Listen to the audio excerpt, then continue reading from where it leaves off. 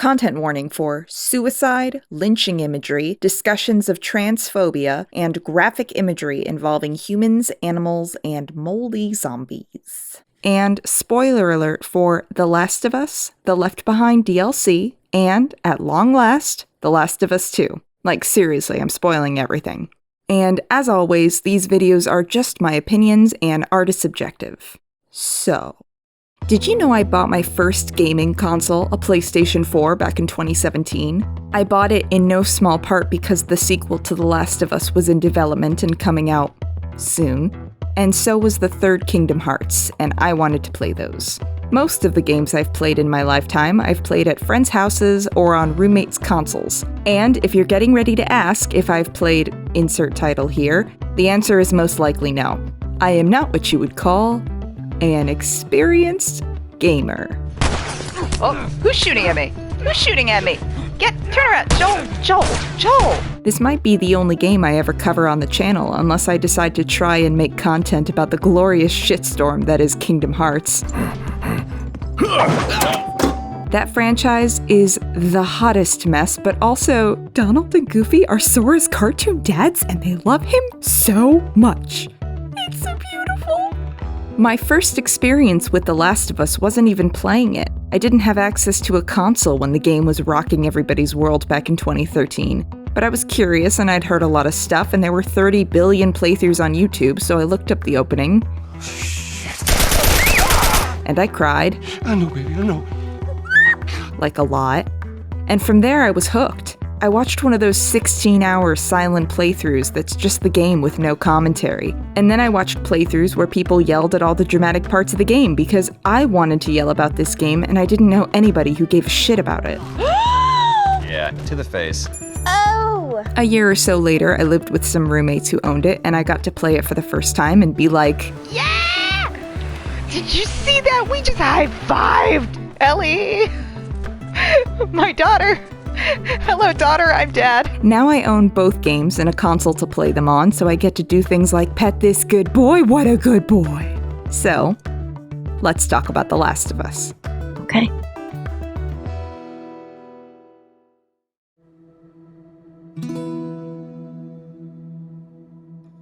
So the first game follows the character of Joel, voiced and motion capture performed by Troy Baker. In the opening 10 minutes of the game, we meet him on the night of the zombie apocalypse, which is also his birthday, and that's really sad when you think about it.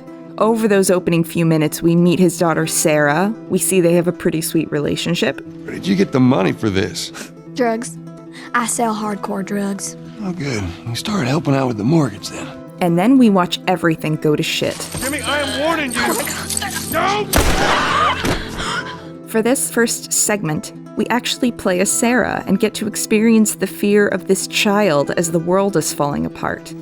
Dad? So we follow Sarah, Joel, and her uncle Tommy through the early stages of chaos with buildings on fire and streets full of people running for their lives, and also this. And from here, Joel takes the wheel. Pardon the pun. Sarah's been hurt, so you play as Joel. You carry your daughter, follow Tommy, and narrowly avoid several of what we will come to know as the infected. Until finally, you find a soldier. A soldier who holds you and your daughter at gunpoint. We're not sick. Sir, there's a little girl. Shit. We've just met Sarah and Joel, and we get to watch as Joel's daughter dies in his arms. Baby! It's gut-wrenching. It's horrifying. Welcome to The Last of Us. From there, we skip ahead to 20 years later. What is left of humanity is run under intense military authority or divided into factions spread out across the country. There is also a group of resistance fighters called the Fireflies. And we find Joel as a hard-edged smuggler who is out for himself and his own and nothing else. He works with a woman named Tess, and one day a gun-running operation goes a little sideways and they end up working with Marlene, the head of the Fireflies. She has their guns and is willing to hand them over in exchange for one simple job. That job is... Fuck away from me! Ellie. What on earth do the Fireflies want with you? Ellie, played by Ashley Johnson, has been bitten by the infected, but she never turned. She's immune. If they can get her to the right doctors, they might be able to reverse engineer a vaccine from her immunity. Or at least, that's the hope. Whatever happened to me is the key to finding a vaccine. So Ellie could basically be the savior of humanity, but mostly she's just a bratty teenager who steals magazines and reads you the worst jokes ever. A book just fell on my head. I only have myself to blame. Or wait, I said it wrong. Hold on, let me read it again. A book just fell on my head. I only have my shelf to blame. Initially, Joel and Ellie aren't exactly buddies. Of course, there is a protective instinct. Ellie's not that much older than Sarah was when she died, but also, Joel doesn't want to feel anything like that again. This world has convinced him how dangerous it is to get close to people. Hell, the only person he's gotten even remotely close to in 20 years is Tess, and that... Guess what? We're shitty people, Joel. It's been that way for a long time. No, we are survivors. This is our chance. It is over, Tess! That does not end well. Oh, Christ. What follows is a series of encounters, each cautionary tales in their own right. Tess, Bill, Henry, and Sam are all reminders about what will happen if Joel lets Ellie in. David is just a version of Joel that went down an even darker path, which is saying something because we get a lot of hints that Joel's life in the last 20 years was dark. How did you know Know what? about the ambush? I've been on both sides. And Joel did some nasty shit to survive. I got nothing but nightmares from those years. But with Ellie, well, eventually he can't help but care. And for Ellie, Everyone I have cared for has either died or left me. Everyone fucking except for you. she's been alone for a long time. She's lost everyone who mattered to her in one way or another, so once she finds Joel, once that bond is solidified, she fights like hell to keep it. And we get to play as Ellie as she fights that fight. I'm probably not saying anything new at this point. Everybody has either played this game or listened to people pontificate at length about it, but let me real quick talk about the main two characters, why I think they work, as well as what tropes they fulfill and subvert in this first game. So first, there's Joel. And let me just preface this with, Joel is the kind of fictional character I am going to like most of the time. Like, he's a type. Let's call that type gruff dads. Other gruff dads would include Wolverine with Rogue in the first X-Men film, or Wolverine with Laura in Logan. There's also season 2 of Netflix's The Punisher. Not to put too fine a point on it, but this trope is kind of my shit. Don't really know why, it just is. I mean, I do think gruff dads are kind of a subgenre of gruff bad man who is secretly a sweetheart. These characters are also often my favorite, so like, when we talk about tropes that are just playing into personal tastes, here is Exhibit A. Gruff dads are usually action-oriented, macho, hypermasculine types who tend to be cut off from their feelings due to personal traumas or just because of the violent, action-filled life they lead. Then they end up pseudo-adopting a child who brings them more in touch with said feelings. Usually it's a girl, but not always. Often this will bring about some sort of redemption or growth for the character, and Joel does fulfill a lot of those same characteristics, but we also get to see him at his most vulnerable, needing to be protected by Ellie. And we also see that this attachment brings up a lot of his darker side too. And then there's Ellie.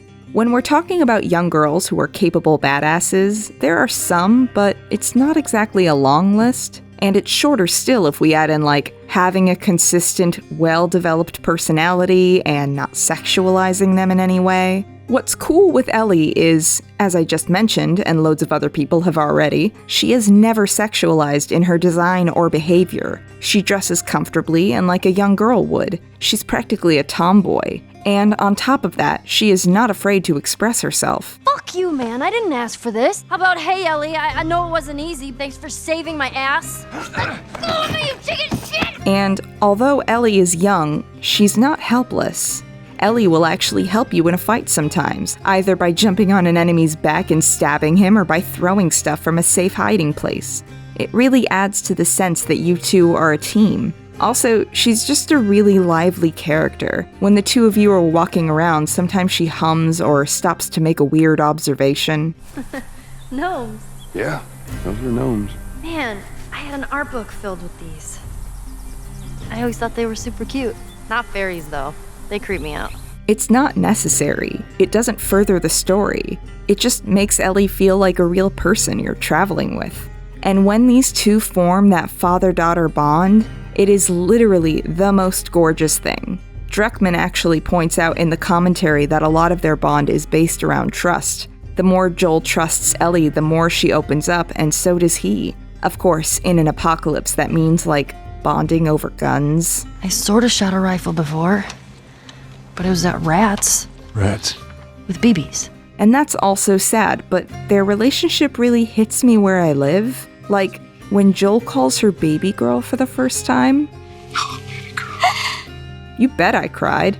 The part that's interesting is that once this bond forms, with Ellie being all of herself and Joel finally opening up, the game asks, how far are they willing to go to save the other? So you.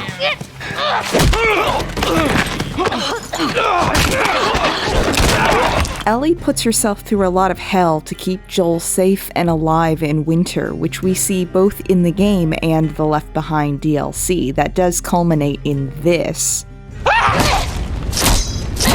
Which I do think is a little foreshadowing for what would come next. Because when they reach that hospital at the end of the game, it's revealed that the vaccine which would save humanity, well, the doctors tell me the cordyceps, the growth inside her, has somehow mutated.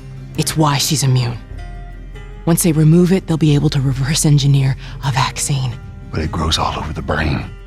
It does. extracting the vaccine would kill Ellie, and so Joel has to choose between all of humanity or Ellie. And he chooses Ellie. And that is a very bloody decision. But let's table that for now to talk about gameplay. Nope.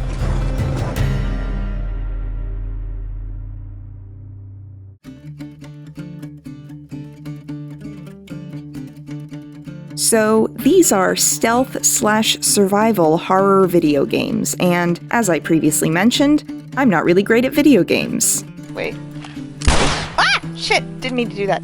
Across both games, that would occasionally lead to really stressful moments where even though I was playing on normal or easy... Shit! Oh, what the fuck? That clicker just grabbed me out of... Oh no. These games are hard to play sometimes. Whether it's trying to sneak past non-player characters or getting swarmed by a pack of clickers, these games are hard.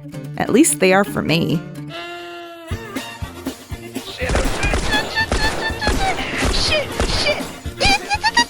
Stop hitting me! Stop hitting me! Stop hitting me! Ha! Ha! Ha! Ha! Stop shooting at me! I'm a baby! My favorite weapon was always the bow because it was one of the few weapons you could use from a distance without alerting all enemies in the area to your presence. Here we go. And 1. And 2. Yay! But when I wasn't getting murdered all the time, I have to tell you, I'm a bit of a gremlin when I play video games. Show me a rock, I want to climb it. Show me a body of water, I want to swim in it. Show me breakable bricks, bottles, and windows. Also.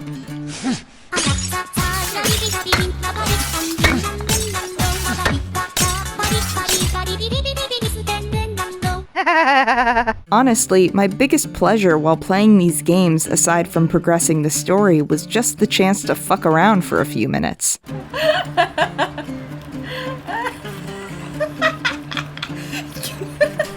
Anytime these games allowed me to do something like pet a horse or play fetch with a dog for 5 minutes, you bet I spent 5 minutes playing fetch with that dog! With the first game in particular, I really enjoyed investigating all the little nooks and crannies, finding every collectible, unlocking every door, reading every comic. I would describe my playstyle with the first game as... What's over here? What's over here?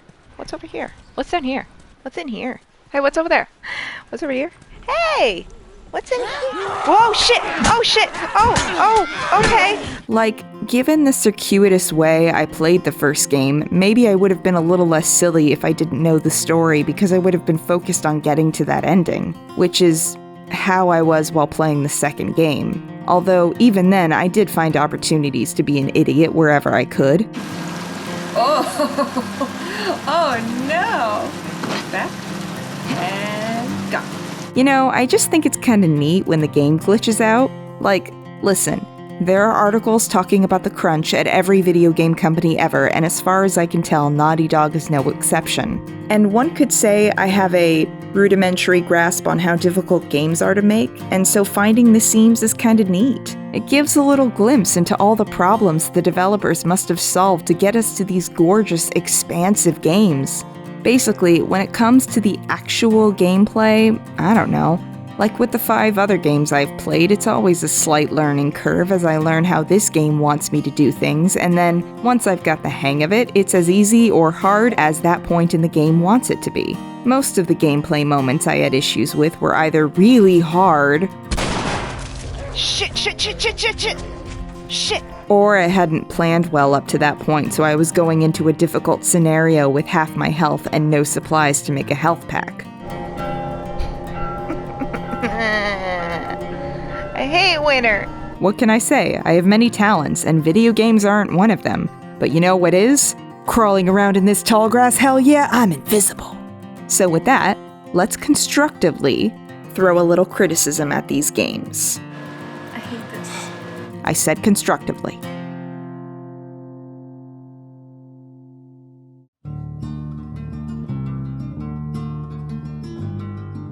I've said before that no media is perfect, and The Last of Us is no exception. There are a few issues here, some of which I think are more serious than others. First off, The Last of Us Parts 1 and 2, like many post-apocalypse and zombie narratives, show an antisocial environment. A lot of post-apocalypse narratives tend to come to the conclusion that maybe humans were the real societal ill all along and like, whatever, we were all angry middle schoolers once. At this point, it's such a staple of the genre that I'm not going to criticize The Last of Us specifically for falling into such familiar tropes. The Last of Us shows a fragmented society with small areas under fascist military rule and other areas of total lawlessness where people have turned to cannibalism and actively harming anybody they come across for fun or personal gain. And there are studies that show in times of crisis, humans can often tend towards pro-social behaviors rather than antisocial. While there will be a minority that is selfish and buys all the hand sanitizer to resell at an inflated rate, or an unfortunately large minority that refuses to wear masks and has tantrums outside of a Red Lobster, those people aside, humanity can often be pro-social and form positive movements to help rather than harm one another. Basically, I view The Last of Us as a zombie fiction, and I don't hate it or love it for using these tropes. It's just sort of there and doing the genre things these stories so often do. My bigger issue with these games has to do with its treatment of people of color, as in, none survived the first game, and only one survives the second out of half a dozen or so. Okay, 2 survive if you count the cutest baby, JJ. It's here that I should probably remind everybody that I'm very white, so take this entire section with as many grains of salt as you like, especially if you're a person of color who wasn't bothered by all this, but of the major characters in Part 1, we have Henry and Sam, the 2 brothers that Ellie and Joel stumble across. Sam, the younger brother, gets infected, and Henry ends up having to shoot his own brother before he hurts Ellie. He then shoots himself in the head. It's an upsetting sequence, but in a vacuum it is in keeping with the game's overall tone. There's also Riley, who exists strictly in the DLC. Her name was Riley, and she was the first to die. Riley is a fun and vibrant character, and we know from having played the main game that she isn't going to make it. And then we get to Marlene. At the end of the first game, Ellie and Joel find Marlene, and we learn that making the vaccine will kill Ellie. But it grows all over the brain. It does.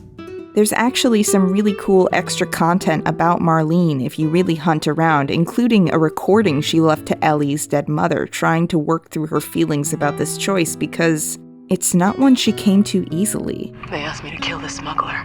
I'm not about to kill the one man in this facility that might understand the weight of this choice. Oh, I miss you, Hannah. Your daughter will be with you soon. And whether or not you agree with Joel's choices here, and I'll get to that too, as this scene is framed, Marlene is now the antagonist. So later on we get to the scene where Joel kills Marlene. Let me go! You just come after her. Based on what we know of Marlene, crossing the country with a stomach wound and losing nearly all of her people in the process, we know she's tenacious. We know this is her cause to fight for, and on the premise of keeping Ellie safe, shooting Marlene makes sense. It also means seeing a white man shoot a black woman in the head with the framing telling us he's justified in doing so. This is a problem. One that I hope The Last of Us Part 2 would rectify by just having some more people of color who get to be positive and proactive and leave the game alive. And well, Lev survives, and that's radical. The best baby ever is also okay, and I'm glad. But in the meantime, we have Isaac, a secondary antagonist who gets shot by Yara, who also gets shot. Like a lot. We've got Jesse, who gets shot in the face by Abby. Manny gets shot in the head by Tommy. There's this gal who... I had to Google her name. It's Whitney. She dies like this. And then there's Nora, who the game makes you viciously beat as she chokes on spores and bleeds out. Like, I understand what this scene is trying to say, but at the same time, I'm not sure we can call this a win for representation when an overwhelming amount of people of color die in this game. Also, of the human mini-bosses you face, there's this guy who definitely gets the most graphic and disturbing boss fight. In essence, this game uses people of color as narrative fodder to further the story of white protagonists, and that just isn't great. And it's all the more troubling considering how much Part 2 uses the imagery of lynchings as, like, window dressing. I know Part 1 had some of this too, but it's way more prevalent in the second game, which seemingly just wants to use this imagery for the sake of atmosphere, and honestly, for that alone, the timing of the release couldn't be worse. Like, America has kind of a loaded history with this sort of thing. This game is set in Seattle, so maybe don't do that. Or just leave it to this bit with Abby, which is pretty important. Like, I do think the game is being critical of violence in general, but they're still showing some specific kinds of violence in graphic detail. Also, I think some of these characters that died could have survived and made the story more interesting in the process. And like, there are a few scenes that bleed into violence for the sake of shock value. In the first, I tolerated the violence as part of the genre, although I found it troubling that you could beat a person until they began to beg for their life, and then the game would not allow you to walk away. Oh shit! Don't kill me, man. Please, please let me go. Come on, man. No. Can I? Come. No? Apparently not. In the second game, they take it up a notch, and now every NPC has a name. If you try to shoot somebody in the legs, they will still die, but they'll do it cursing you all the while. You got me, but your turn's coming soon.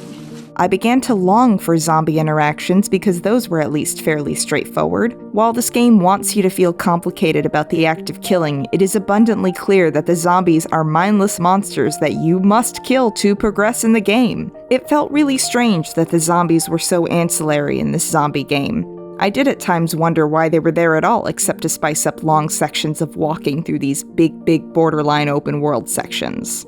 Like, there's a whole conversation we could have about graphic violence in video games, and I'm not really interested in that in the grand scheme of things. Films also often depict graphic violence, and sometimes films just ask you to ignore murder on the massive scale because have you ever considered how many people Luke Skywalker has killed? The answer is loads, considering he blew up a Death Star, but we don't mind in Star Wars because we don't see those people dying, or they're wearing helmets so we don't see their faces. Even in a movie like John Wick, we delight in watching this man mow down hundreds because, hey, they killed his dog and that dog was super cute. Violence is often inextricable from the action genre, and so I was willing to accept a fair amount of it without feeling too iffy about it. I have more to say about all that, but I want to hold off for a minute and talk about the ending of The Last of Us Part 1 and expectation.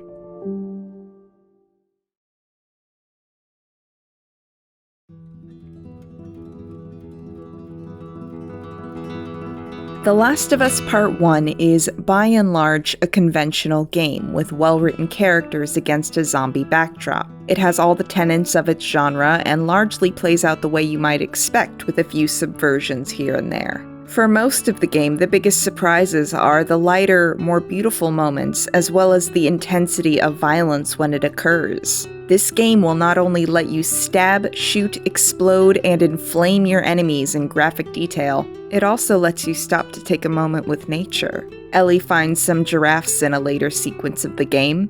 You stop and you pet them.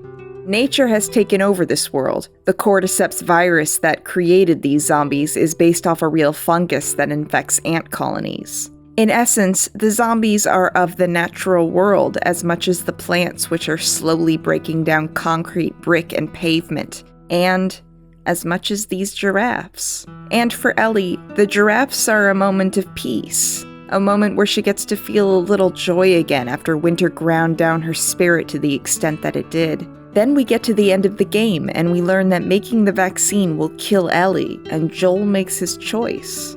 I've danced around this point for a long time because, I'll be honest, I have a hard time judging it, at least in the moment. I, as the player, also really like Ellie and don't want her to die. Like, I didn't want to kill this doctor, but I also wanted Ellie to live. So, when Joel decides to literally murder a hospital full of fireflies to get her out, I was more or less on board. I mean, yeah, it was very violent, excessively so. I've already talked about my issues with Marlene's exit from this series and all of that, but I couldn't find it in me to judge Joel for this choice. Especially because it's impossible to say what I would do in his place, so weighing on the morality of it seems kind of besides the point, at least to me. But it is important to understand why he does it emotionally, because he doesn't want to lose another daughter, as well as the ramifications of that decision, because it is a horrific choice. Not only for all of humanity, who he is dooming in this moment, like to the extent that if you wanted, you could blame Joel for literally every death in the second game, and you wouldn't be wrong. But it's also horrifying for Ellie herself. Ellie was ready to be the cure. She spent the whole game saying, "After all we've been through, everything that I've done, it can't be for nothing." And she may not have known that it would mean her death, but Joel takes her away while she's still unconscious, kills the last man in the world who was capable of engineering the vaccine, and deprives her of her agency and her choice in the matter. In fact, everyone chooses for Ellie at the end of part 1. They all decide what she wants. It's what she'd want. And that includes everyone's fave video game dad, Joel. Like, listen, I love the bond that forms between Ellie and Joel, but it's not perfect. Joel spends a lot of the first game talking down to Ellie. I'm glad I didn't get my head blown off by a goddamn kid. You know what? No. And lastly, you do what I say when I say it. We clear? What you say goes. And even when they've begun to bond, Joel will still shut Ellie down when, for instance, she wants to talk about Henry and Sam's death. Things happen, and we move on. It's just... That's enough. You're right. And then there's the scene where Ellie tells him point blank that he should not be projecting his issues with Sarah on her. Not her, you know. And Joel responds by lashing out. You're right. You're not my daughter. And I sure as hell ain't your dad. Like, I think the relationship is gorgeous, but it's also deeply, deeply flawed, even before we get to this moment. So with all that said, after Joel gets Ellie out of the hospital, she wakes up in a car he stole for them, and when she asks what happened, Joel tells her. Turns out there's a whole lot more like you, Ellie. Ain't done him a damn bit of good, neither. They've stopped looking for a cure. So not only does Joel take away her right to choose, he then lies to her about what happened. And at the end of the game, they go back to Joel's brother Tommy and Jackson, and Joel is very sweet here, talking about Sarah, making jokes, until Ellie decides to speak her mind. Hey, wait. And it's here we learn for the first time how Ellie discovered her immunity. She had a friend named Riley. They both got bit, and Ellie survived, but Riley didn't. I'm still waiting for my turn. Ellie. Joel tells her what is essentially the central theme of this game. You keep finding something to fight for. And then we get to this. Swear to me that everything that you've said about the Fireflies is true. I swear.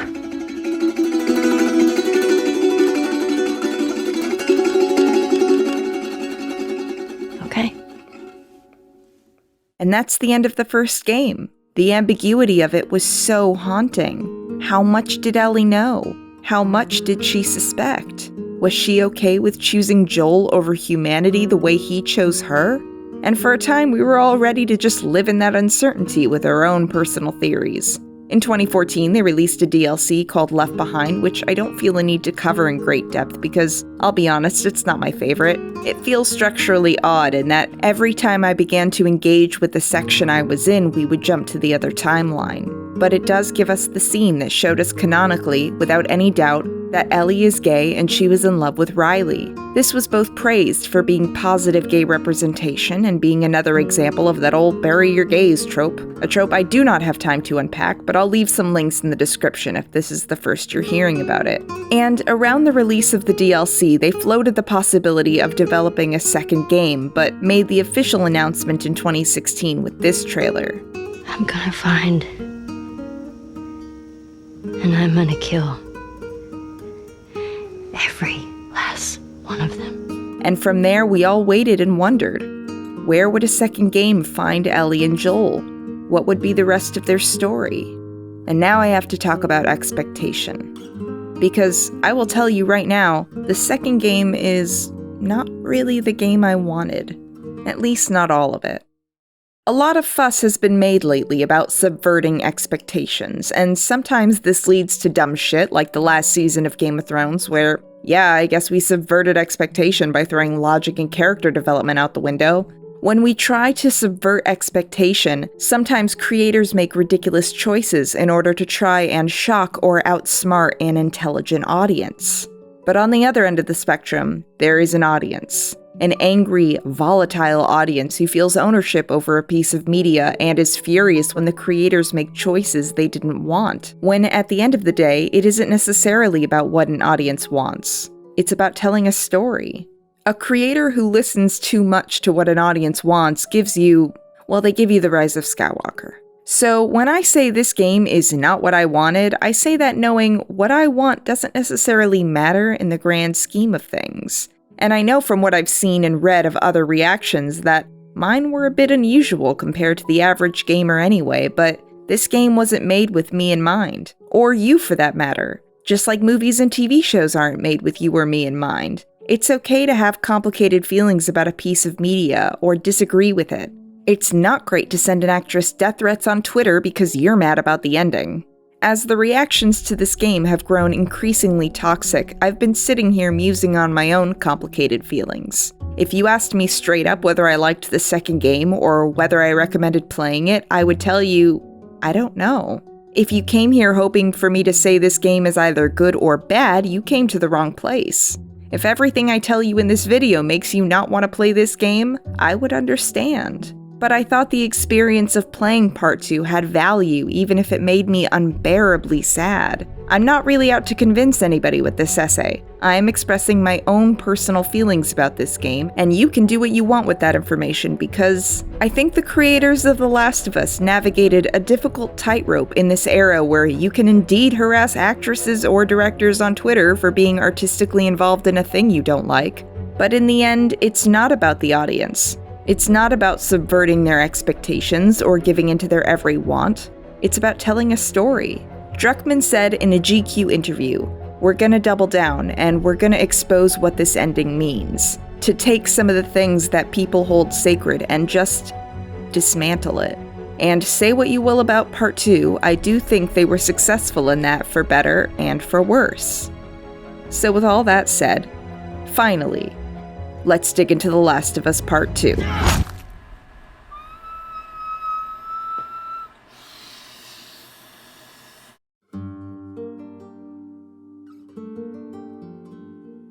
I came into this game ready to love it, and with very little notion of what the game would be beyond the trailers, which gave me the impression that this game was going to be about Ellie's no good, horrible, terrible, very bad day. Or 3 days, as it turned out. I had my theories, of course. Although I avoided all those leaks, I had considered the possibility that Joel might die. I just didn't expect it here. Like this.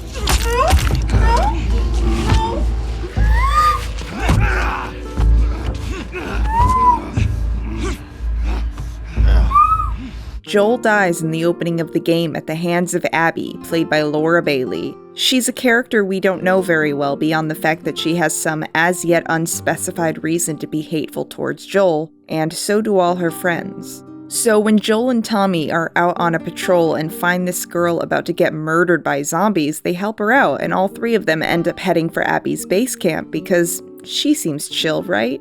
We actually play as Abby for this section, which is an interesting choice because it turns out she is not chill, and we won't learn why for a while. What we know is that Abby murders Joel in front of Ellie while she begs them to stop. Joel, fucking get up!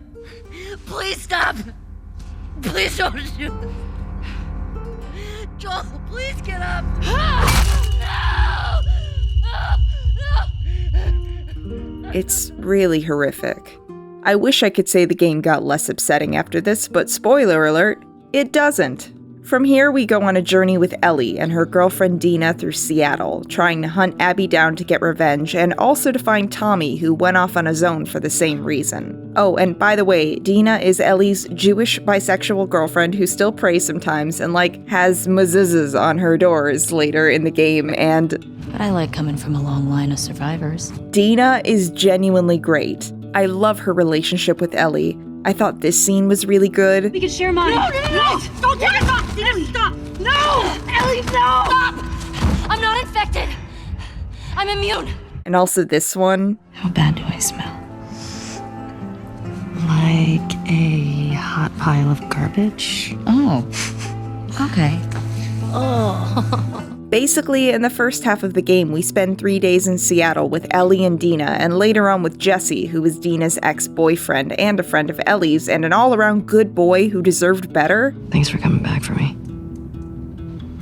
My friend's problems are my problems. Over those 3 days, we watch Ellie get increasingly more violent, taking on traits and tricks she learned from Joel, and she is affected by that violence, but it doesn't stop her from enacting more of it to get what she wants. And I will tell you, I almost stopped playing in this part of the game. On day 2. Jesus, that was one day. How many days are in this game? I began to think for the first few days of playing this game about a line from HBomberGuys' encyclopedic review of the video game Pathalogic. Survival horror RPG? Lies. You are playing a pain simulator. Because I was miserable for a large part of this game. Something I began to say a lot while playing is that there's too much game in this game. I don't necessarily mind the amount of cutscenes and story, but there were times when I spent 30 minutes fighting my way through a whole area of humans and clickers and whatever, and then I would get on a roof and see how far I still was from my objective, and I just felt exhausted. I still took my time to enjoy the beautiful landscapes and break lots of windows, but for a while I was just playing because I was hoping the game would change my mind. And it did. Sort of. Basically, by the end of day 3, Ellie has gone off on her own to find Abby at this aquarium. Dina's staying behind because she's actually pregnant with Jesse's baby. This bit is not as soap opera-y as it sounds, but Dina's in a bad way and in no condition to be outrunning zombies. So Ellie goes off on her own and doesn't find Abby. Instead, she finds Mel and Owen, and a dog, who she stabs. The situation gets out of hand really quickly, and Ellie ends up murdering Mel and Owen and then freaking out when she discovers Mel is pregnant. Up to this point, Ellie seems to view her actions as a justified means to an end. She's upset by them, but largely steadfast in her decision to avenge Joel. This is really what seems to make her change her mind, and I was glad because I wanted her to stop. I guess some people were so upset about Joel that they really experienced these moments from Ellie's perspective, but I was just like, I don't want this. In the first game, there is violence. Most of it is done in self-defense up until the end, and I don't know, I didn't feel a lot of sympathy for the cannibal cult. I said before there is violence in video games, and so I tolerated it in the first game, but the second game did make me feel deeply uncomfortable. And they were trying to. I understood, even as that was happening. Cycle of violence, actions have consequences, etc. But I really hated the first third of this game. There is a review in Kotaku magazine by Riley McLeod, which says towards the end, late one night I paused the game and asked myself aloud if the developers thought I was stupid. If they thought the existence of violence had just never occurred to me before. And for a while, I was feeling like this. Like, maybe this game had valuable lessons to teach, but not for me. Or that maybe the lesson was simply poorly taught, because how can we meaningfully critique violence if all the game is violence? So I was miserable, and then Ellie goes back to the theater where Dina's waiting for her, now with Jesse and Tommy, because Jesse went and found Tommy while you were off murdering folk. It was a whole thing. So at the theater, you go from having a relatively calm moment with your good buddy Jesse and your Uncle Tommy when this happens. And this. We let you both live. And you wasted it. And then the game basically stops in its tracks. Because now it's time to play as Abby, Joel's murderer. Dad! Oh my god. Oh my god. Baby Abby. Oh no. I'm not ready for this.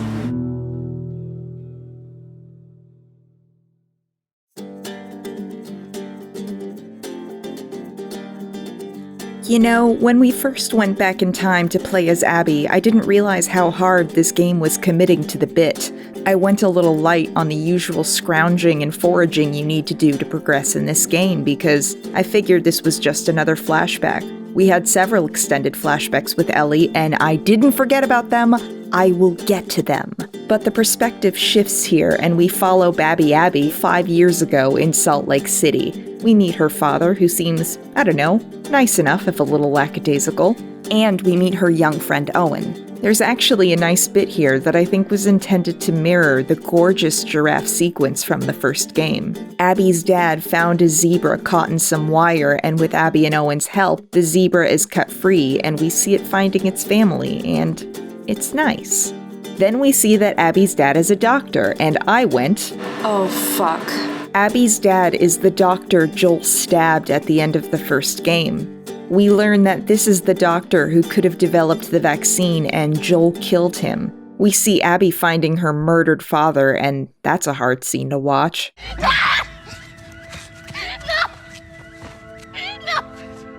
And then we come back to the present, on Seattle, day 1, where Abby is swole as fuck, by the way.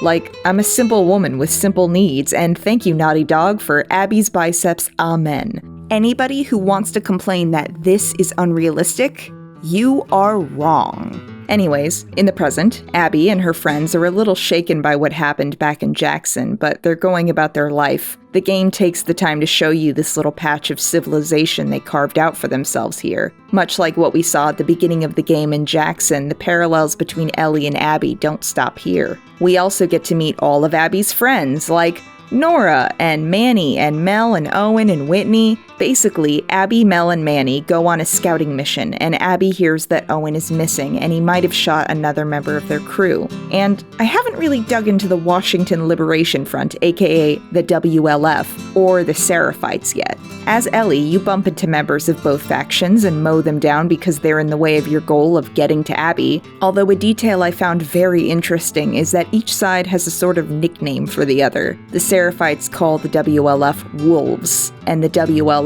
call Seraphites Scars. It's a casual thing, but you get the sense that it's part of how they dehumanize their enemies so they aren't sympathetic to them. And Ellie casually adopts these terms, and so do her friends, as they learn more about the factions on their path through Seattle.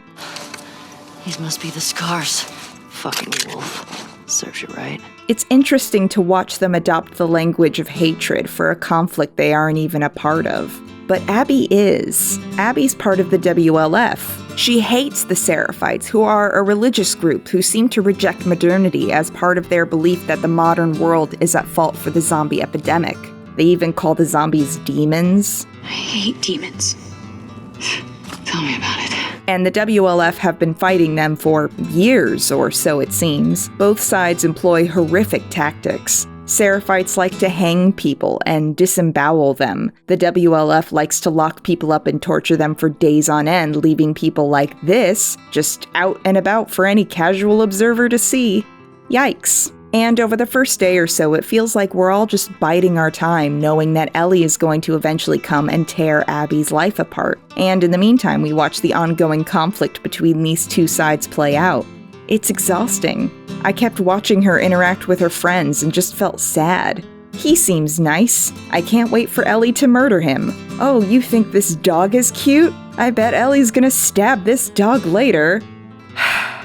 And then Abby goes off alone to track down Owen. to find out whether or not he really killed this other guy, Danny, and why. She wants to resolve whatever happened so Owen will be allowed back into the fold and not be murdered by her own people. Because, hey, guess what? Owen and Abby were kind of a thing. They kind of still are, in spite of the fact that Mel is pregnant with Owen's kid. And we get these cute flashbacks of a younger Abby and Owen fucking around in this aquarium, which apparently had become Owen's special hideout. So, Abby is heading for the aquarium when she gets captured by some Seraphites. And then she gets strung up by those Seraphites. They are nested with sin. At the same time, this girl Yara gets pulled out of the forest.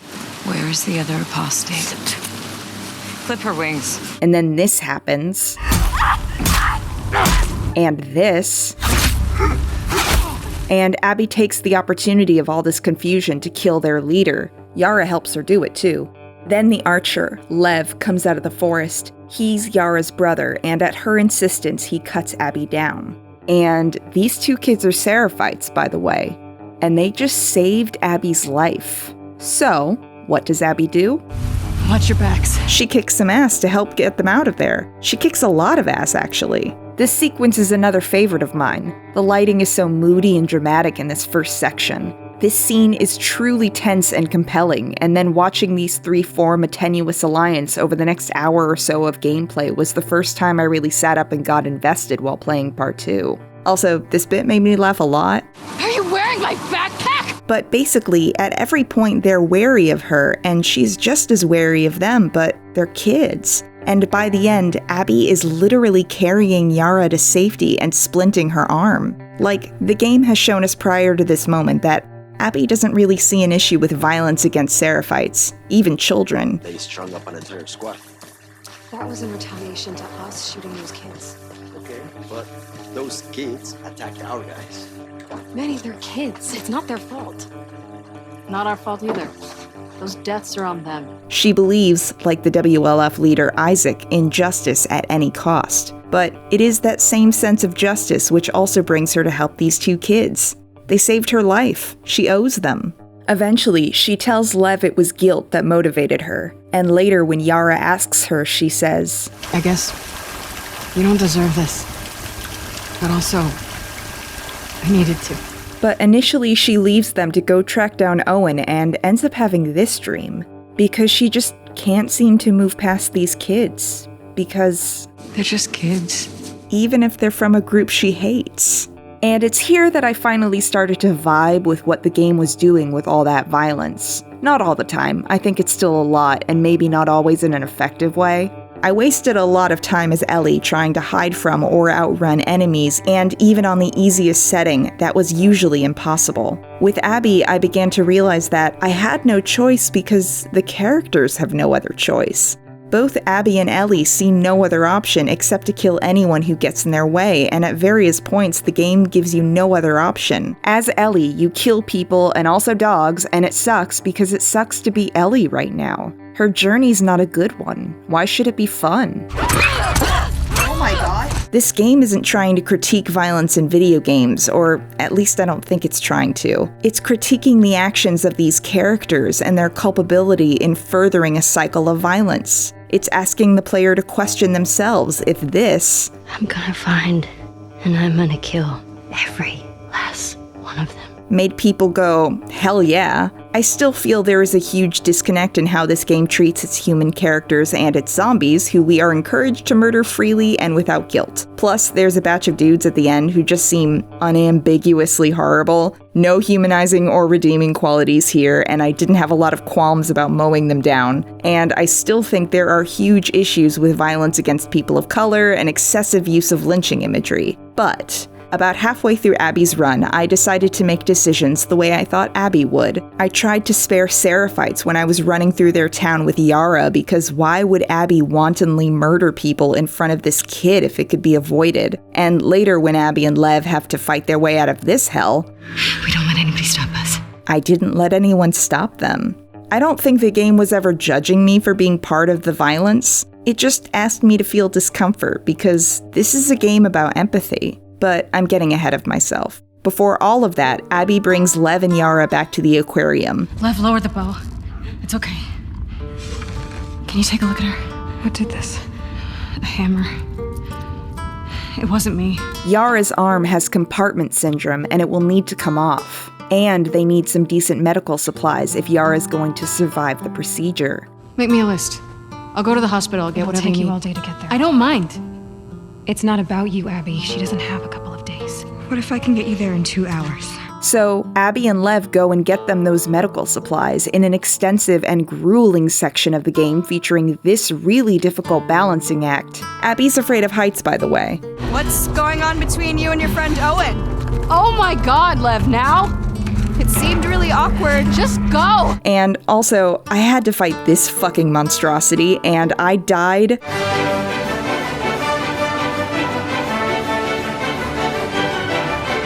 that many times in the process. Good lord, I was playing on the easiest setting. Oh my god. Oh, and by the way, Lev, Abby's companion for this section of the game, is transgender. When Abby and Lev bump into some Seraphites, they call Lev by his dead name. This refers to the name he was given when he was born and recognized as a different gender. And then Abby and Lev have this exchange. Did you hear what they called me? Yeah. Do you want to ask me about it? Do you want me to ask you about it? No. Okay. Which I thought was very sweet because Abby was so respectful. And with all that being said, friends and Twitter followers were very kind to respond when I asked how trans people felt about Lev as a character. And the responses I got from them and from just reading articles online ranged from "this is amazing representation" to "I hate it." A lot of debate is about the fact that there aren't many narratives about trans characters full stop. And those that exist often highlight the suffering they face due to being trans. And often those narratives have trans characters played by cisgender actors. The Last of Us did hire a trans actor, Ian Alexander, to play Lev. You might recognize him from the OA. And most people seem to agree the concept for this character came from a well-meaning place, but a lot of Lev's character arc is built around his suffering for being trans. His mother and his entire people disowned him for shaving his head and coming out as a boy.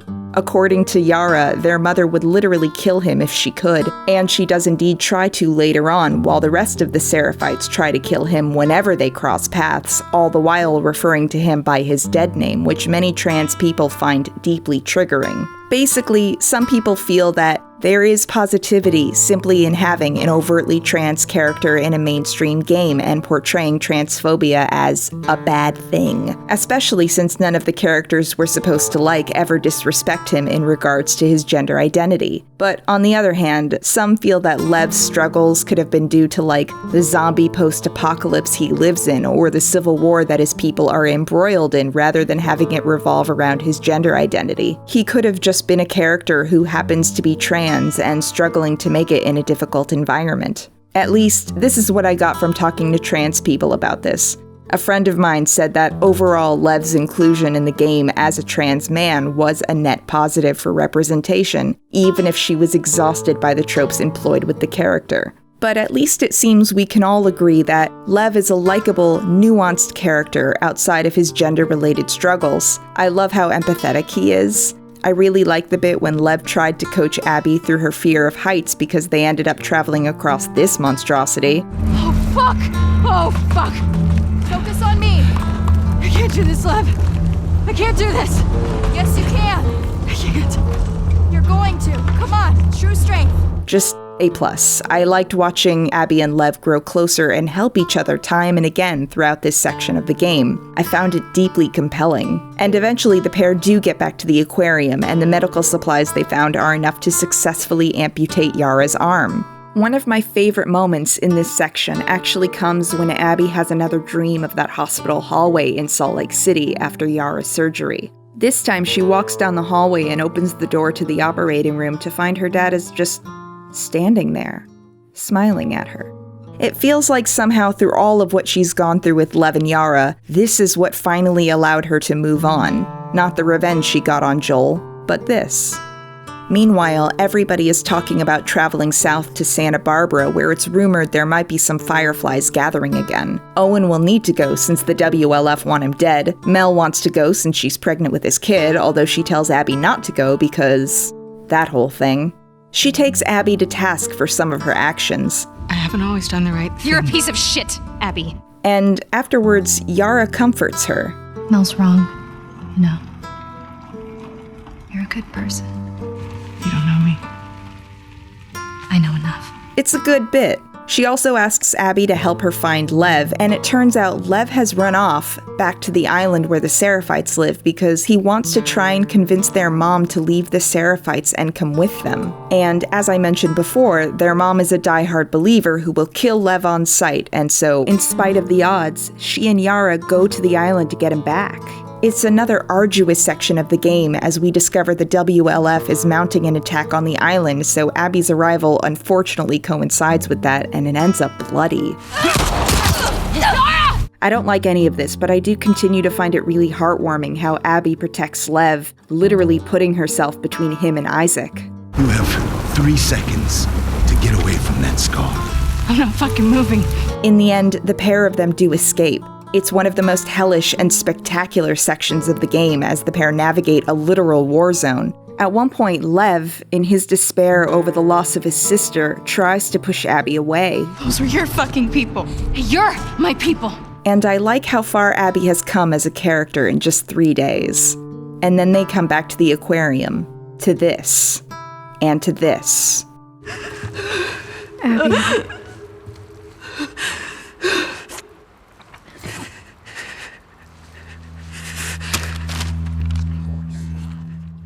So Abby goes to find Ellie. Still with me, love? Yes. And now we're back to this. We let you both live. And you wasted it!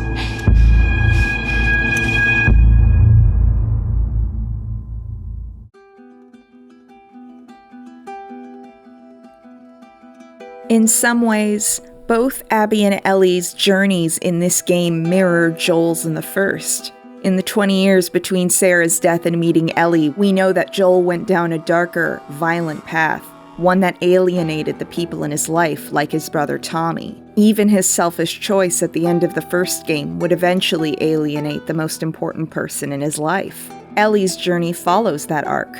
Her stubborn search for revenge does eventually push away people in her life. And back in The Last of Us Part 1, Joel met Ellie, a kid who reminded him of his own humanity. Through the growth and depth of their connection, he found a path towards light, even if that path was a dark and bloody one, which is not dissimilar to the journey Abby goes on with Lev. By the end of the game, they are all the other has, and they fight tooth and nail to keep the other safe.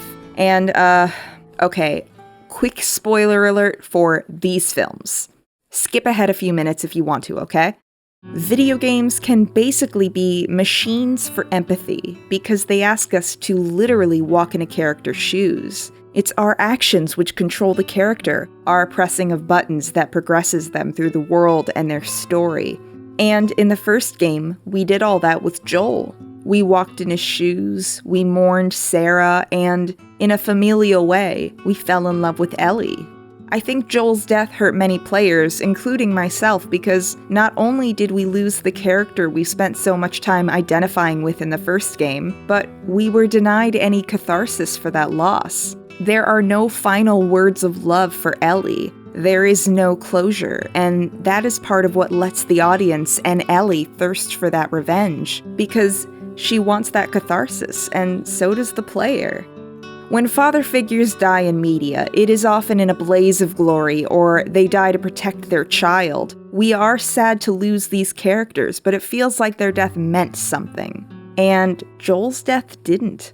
He died for the misfortune of being kind to the wrong person, a person who happened to be holding a grudge. It hurts. But I read this review in Forbes magazine from critic Paul Tassi, which pointed out, people complain that Joel's death was weak and pointless, and he should have gone out like a hero saving Ellie, but don't you get it? He did die saving Ellie, just 4 years after he probably should have. And now let me talk about those flashbacks with Joel and Ellie. We get 4 pretty sizable ones throughout Ellie's section of the game, and 2 more in the back half. The first flashback is actually the opening sequence where Joel tells Tommy about the events of the first game, and Tommy promises to keep Ellie's immunity a secret. The pair of them go back to Jackson, and Joel, having once promised Ellie he would sing for her, I swear to God, I get you out of this. You're still singing for me. he shows up to fulfill this promise, and I find this scene to be really interesting because it almost feels like a renewal of sorts. Like, now that their journey has ended, Ellie and Joel could just allow themselves to drift apart, or remain as the makeshift father and daughter that they've become. Joel clearly wants to remain close with Ellie, and Ellie seems on the fence. Understandably so, given that she's still unsure about whether Joel was honest with her regarding the events of the first game. And they're both just a little awkward with each other in this domestic setting where they aren't running for their lives. Promise me that you won't laugh. Won't laugh. So Joel plays this song for her. It's called Future Days by Pearl Jam. The lyrics say, "If I ever were to lose you, I'd surely lose myself. And I believe, 'cause I can see, our future days. Days of you and me." And the intent is clear. Joel is asking Ellie to stay in his life, and it's so earnest, I swear, it's like looking directly at the sun. I thought I was gonna go blind watching this. And Ellie accepts this for what it is. Verbally, she agrees to start taking lessons on the guitar, but in a more subtle way, an unspoken contract has formed. For all intensive purposes, they have made an agreement to remain in each other's lives as a family. The second flashback comes at the end of day 1. It's 3 years earlier and Ellie's birthday, and Joel has a surprise for her. Oh my God, it is a dinosaur! And it is. Joel! He found this old science museum that's got dinosaurs. I'm climbing a dinosaur! Yeah, I can see that. Just don't die falling off of one. Look at me! I'm on a motherfucking dinosaur! And there's a whole space wing in it because... I would have wanted to be an astronaut. That a fact. Yeah. Can you imagine being up there all by yourself? Would have been cool. And it's a gorgeous sequence with some much needed lightness. Oh, hello. Sorry, the dinosaurs are busy right now. Oh, wait. One of the dinosaurs is here.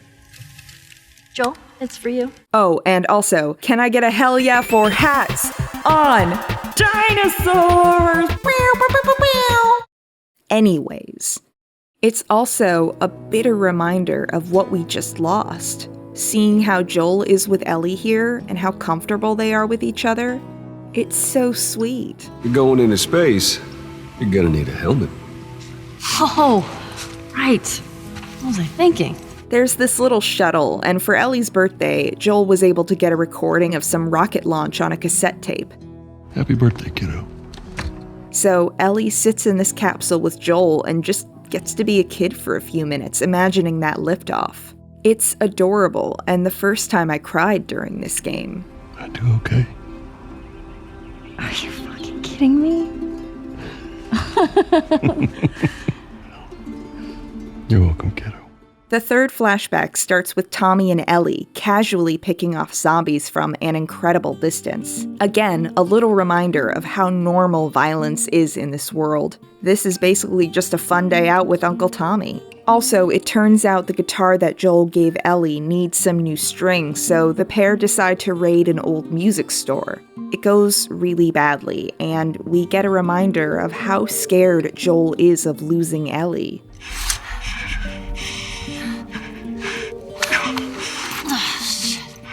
It was too close.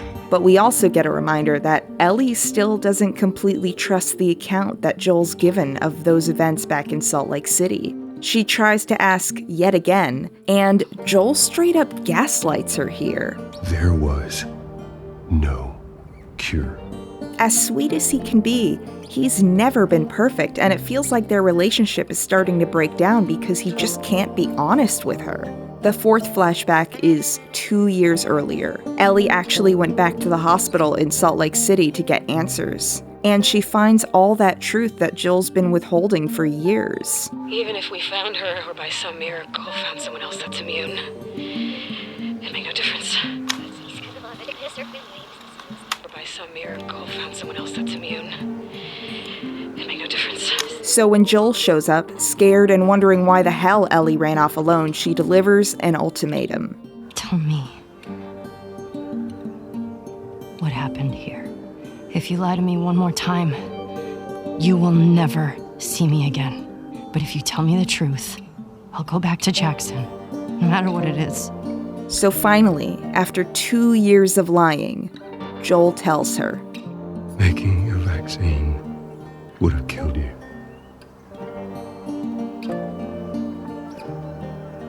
So I stopped them. And Ellie takes that information as badly as you might expect. Don't you fucking touch me! I'll go back. But we're done. This means that throughout Ellie's entire journey, she knows exactly why they killed Joel, which is of course further highlighted with this moment. There's no cure because of me. I am the one that you want. So it seems that Ellie's need for a greater purpose, to be the cure, it can't be for nothing. That morphed into this twisted sense of obligation for vengeance. She fully understands what Joel did, even if she doesn't know the specifics of who he killed to do it. She knows what he did was horrible, but he was her dad. And she can't let this go unanswered. A critique I've heard a lot is that Ellie's motivations in Part 2 don't make sense, especially once it's revealed that she knew the whole time what Joel did at the end of Part 1. People seem to ask, why does she continually choose to go down this darker path, which... Trauma doesn't have to make sense. Like, real people with trauma don't go around acting in ways that are neat and tidy and easily explainable. People make progress and then fall back into bad habits. They act irrationally, and sometimes obsession outweighs sense, and people do things for reasons they can't even verbalize. So complaining that Ellie's motivations don't make sense after seeing her father gruesomely murdered in front of her, I think that's kind of missing the point. Because in the 2 years that passed between this and the present, she had time to reckon with this, to absorb this information and cope with it to some degree or another.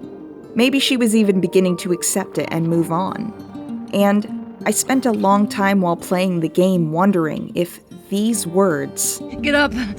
Joel, fucking get up!" were the last thing they ever said to each other with any emotion or affection.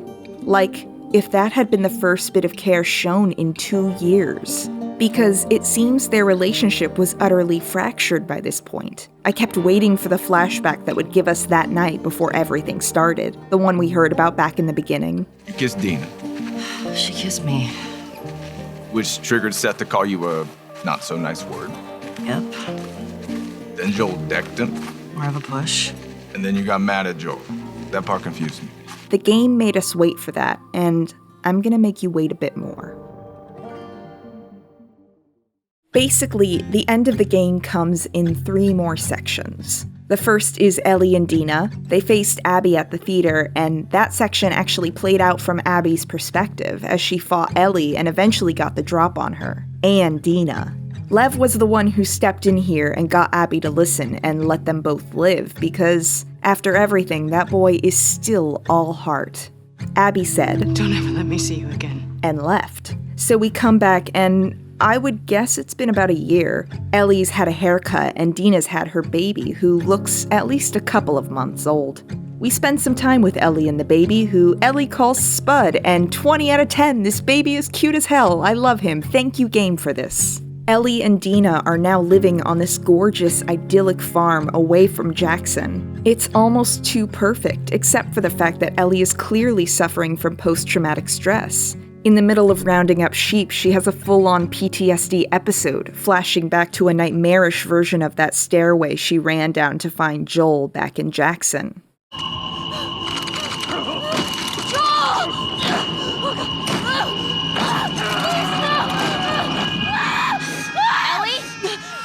You're home. You're home. The next day, Tommy comes to visit. He's pretty messed up from his encounter with Abby, and apparently he's still trying to hunt her down. He says there's word she might be in Santa Barbara, and when Ellie tries to say she's done with all that, Tommy berates her for moving on, which really sucks. From there, we finally get to see that last night in Jackson. Ellie kissing Dina, this guy being a dick, and Joel trying to come to Ellie's defense. What is wrong with you? He had no right. And you do? I don't need your fucking help, Joel. And in the present, Ellie starts to pack her bag to go to Santa Barbara. Dina says if Ellie goes, then she's done and gone. It's pretty understandable when you consider what Dina went through and lost on the first go-round of this revenge quest. The ultimatum she gives is not unlike the one Ellie once gave Joel. But it's clear that Ellie can't move on. Even if she can't fully verbalize why, she still needs some closure. At this point, I was genuinely hoping it could come through a non-violent encounter with Abby, but, well... From there, we flip over to Abby, who is in Santa Barbara, looking for the Fireflies. Her and Lev have these adorable interactions because Lev still doesn't get a lot of her references and idioms. 24:17. Getting warmer. I hope not. I'm sweating already. You're such a goober. And also because apparently Abby's kind of an optimist now, if only because it feels like she's decided to be one. And Lev is a bit of a pessimist. No way that guy saw fireflies over here. Stop. I feel good about this. Well, I don't. Their interactions have the feel of a brother and sister now, and it's lovely. You were right. What was that? Why do you make me repeat whenever I'm wrong?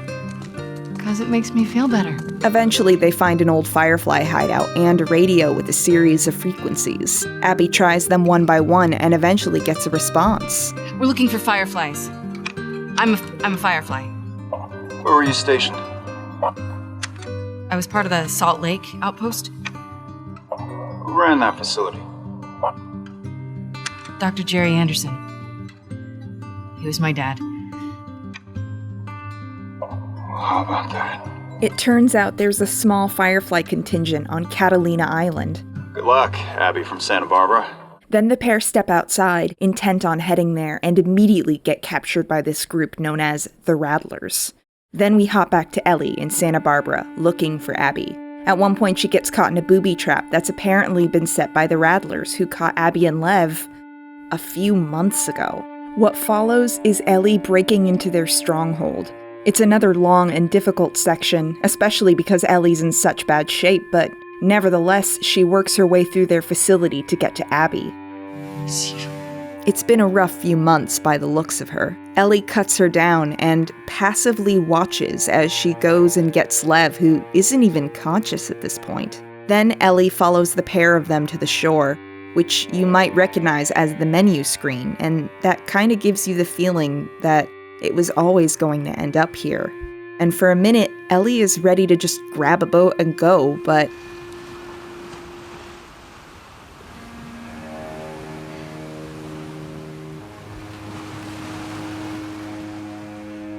After all of this, as messed up as they both are, Ellie demands a fight with Abby.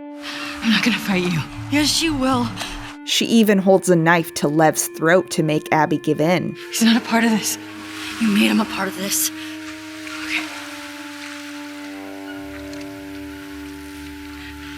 And I hated this fight. It's just this knockdown, drag-out, awful fight that goes on forever. At one point, Abby bites off 2 of Ellie's fingers, but eventually Ellie gets the drop on Abby and begins to drown her. This moment felt like forever, but in the middle of it, we get this brief cutaway of Joel. Just a little piece of a memory that is enough to make Ellie release Abby. Go. Just take him. And Abby does, leaving Ellie alone and crying in the water. And even here, after all that, I had hoped for reconciliation, but again, this game says fuck your catharsis, for better and for worse. Ellie goes back to the farmhouse, and Dina is truly gone, just like she said she would be. Everything that was once warm and sun-drenched is now cold and gray. Ellie goes upstairs and finds Dina left her things there for her, all of it neatly packed up, including the guitar Joel gave her. She tries to play it, but, well...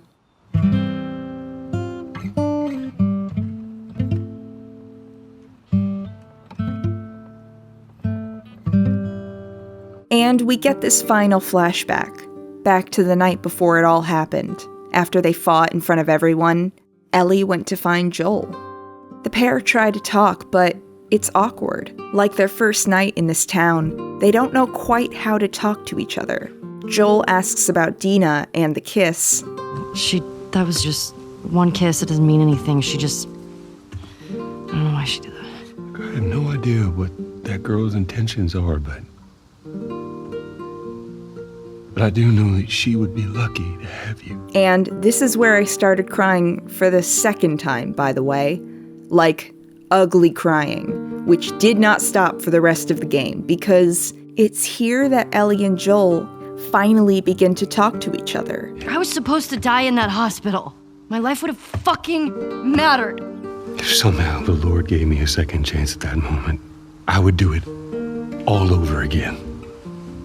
This really puts everything that follows into context, because Joel says here that even after everything, he would still choose her. He would die for her, and in a sense, he would, the very next day. Ellie tells him, I don't think I can ever forgive you for that. But I would like to try. And Joel replies, I'd like that.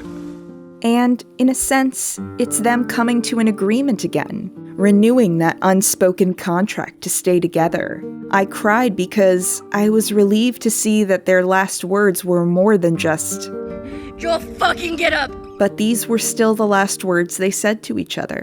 I'll see you around. Yep. And that's really sad.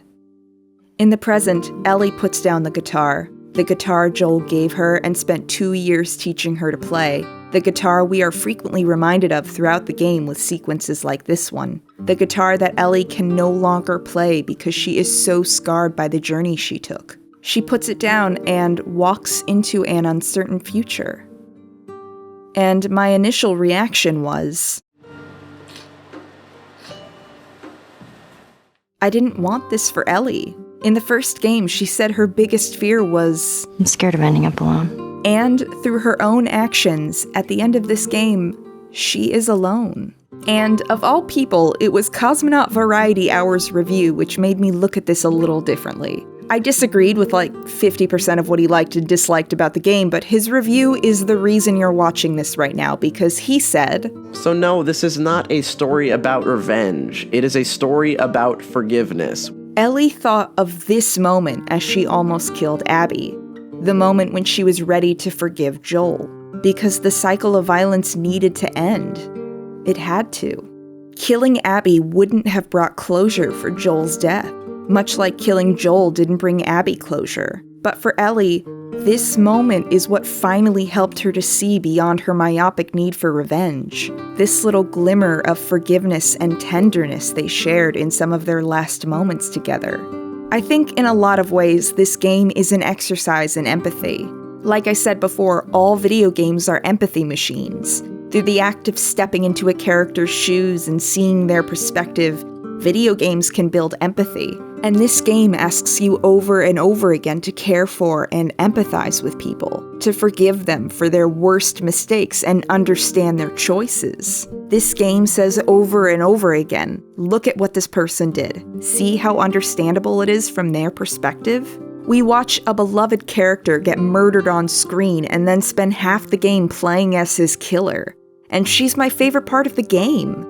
It makes me think of a line from J.R.R. Tolkien's The Fellowship of the Ring, when Gandalf tells Frodo of Gollum and the havoc he has since wreaked, which will lead Sauron's evil directly to Frodo's doorstep in the idyllic Shire. What a pity Bilbo did not stab the vile creature when he had a chance.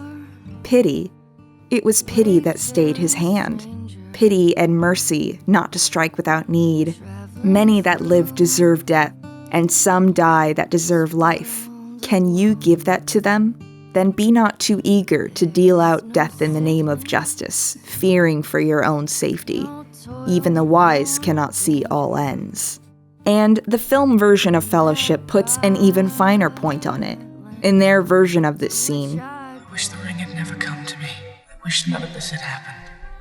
So do all who live to see such times. But that is not for them to decide. All we have to decide is what to do with the time that is given to us. And that idea, who gets to decide on such matters as life and death, and eagerness to deal out death and judgment, the game tells us over and over again to be wary of such things, to approach each other with empathy, to forgive even the most traumatic of mistakes because the alternative is destruction. The alternative is ending up bitter and alone. All that's left to decide is what to do with the time they have on this earth, and given the world they live in, that might not be very long. I hope Ellie can learn to love again, to lean into those better impulses that brought her to want to help the world rather than hurt it, to remember the good things Joel taught her and leave the rest behind with that guitar.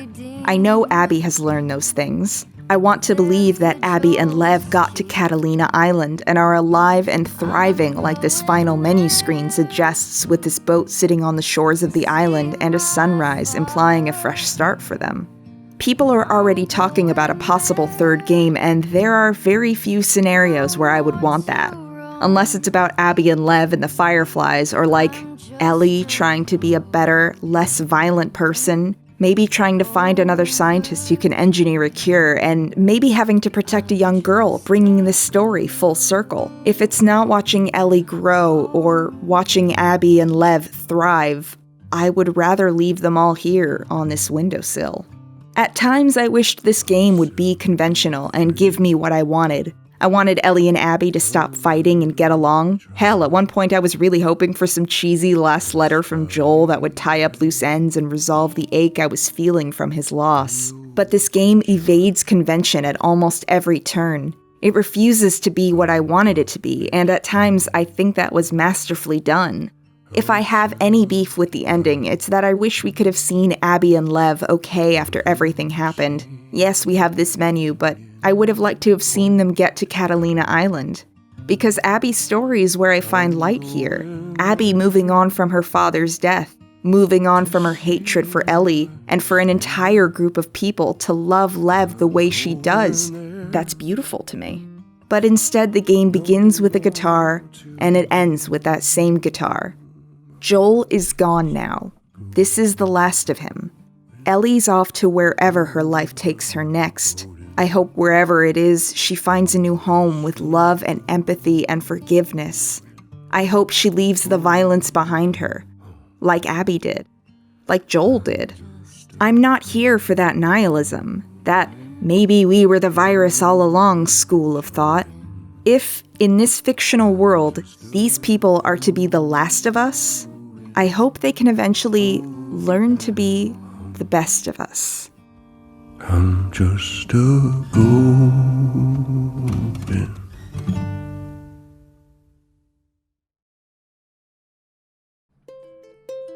If you've made it an hour and God knows how long into this video, congrats! I hope you enjoyed the journey. The big announcement is that I'm on Nebula now. You know that streaming service started by YouTubers with exclusive content from the likes of Lindsay Ellis and Polyphonic? If you don't feel like donating to my Patreon, but you want access to my new series of short movie reviews along with everything else they have on their site, then go check out Nebula. It's a choose your own adventure, kids. I might at some point soon do some Nebula exclusive content or, I don't know, sponsored ads because we sure do live in a society and I have to pay rent. But with all that being said, thank you to my patrons whose names went by earlier in the credits. Your continued support is much appreciated in these trying times. And, yeah. Thank you for watching. I'll see you on the next one.